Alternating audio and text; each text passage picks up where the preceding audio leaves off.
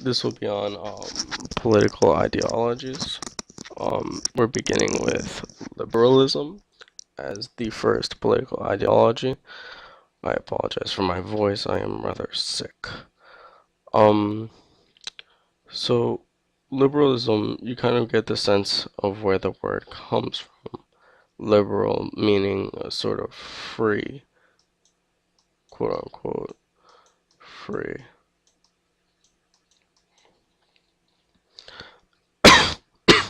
And we have two different roots of our liberalism. We have classical ones, classical, and we have modern. So the classical can be identified as Adam Smith. He wrote The Wealth of Nations, as you know, probably The Standing of Capitalism. And then we also have John Locke. And then for our modern, they can be identified mostly through T.H. Green,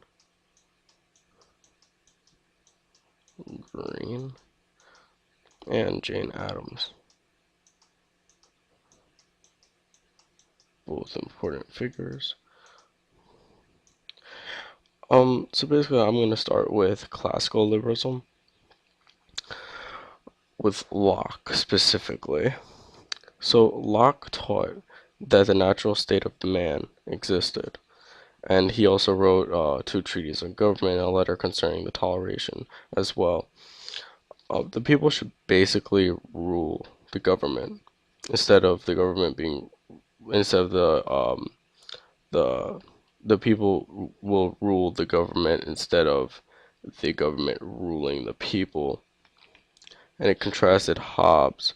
Thomas Hobbes was also a philosopher at this time who believed that people needed the tyrant or king in order to be provided with order in society. Otherwise, it would go to total anarchy.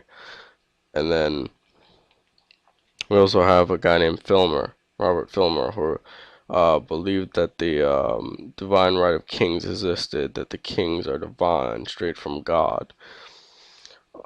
We have freedom, equality, and reason. These three traits that and characters that Locke describes: freedom, equality, and reason. The individual is more important than the state. That's crucial, and becomes a citizen of the state through consent. So by becoming, you become into the state through your own will. It's your own volition to go into that state and be part of it. But you're more important than the state. So individualism is there. So I'll write individual.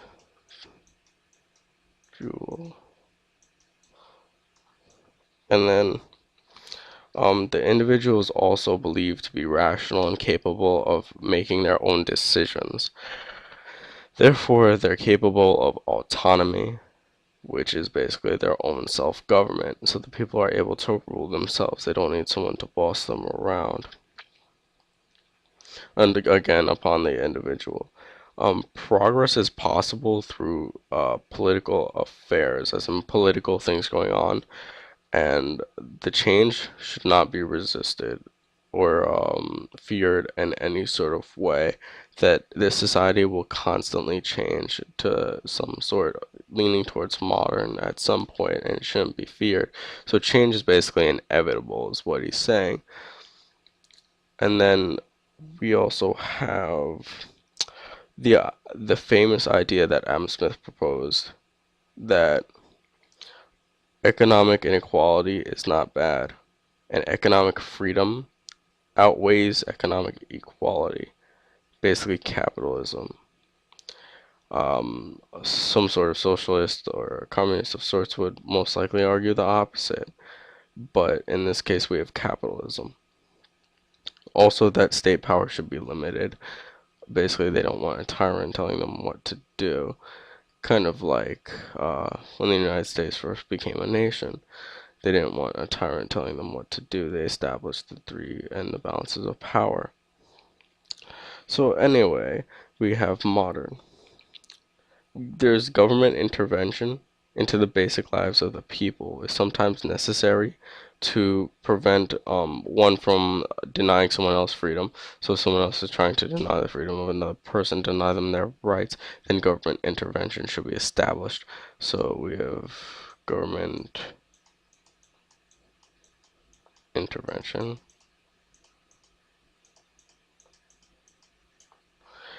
Um, we also have liberty should be understood, and this is how they define liberty in a positive way, and that it's supposed to contribute meaningfully to society. So liberty is not just pull off the reins, let it go. It's has to be positive contribution to the society. That's why we have liberty.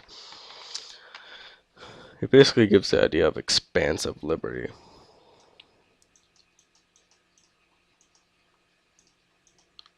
Expansive. Expansive liberty is more that the interventionist government, the interventionist, as if from intervention, interventionist government is the expansive liberty is basically the goal that liberty should be expansive. It should be all around. And they make it more modern, of course, because the modern was about 1800s and classical was 1700s of sorts. So, but then the economic inequality is also regarded as suspicious because we have the suspicion of big business during this time, and small businesses could barely grow because of the monopolies, and large businesses, with the exception of the end of the start of the Sherman Antitrust Act that tried to curtail large business. Um, so modern classicists, th this is kind of like an oxymoron, but they call themselves conservatives.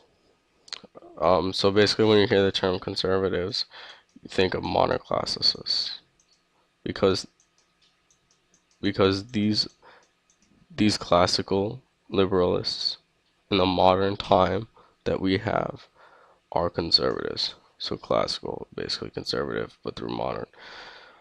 Not the same philosophy as modern, but still classical philosophy, just in the modern times. Not to be confused with modern liberalism. I hope that's clear.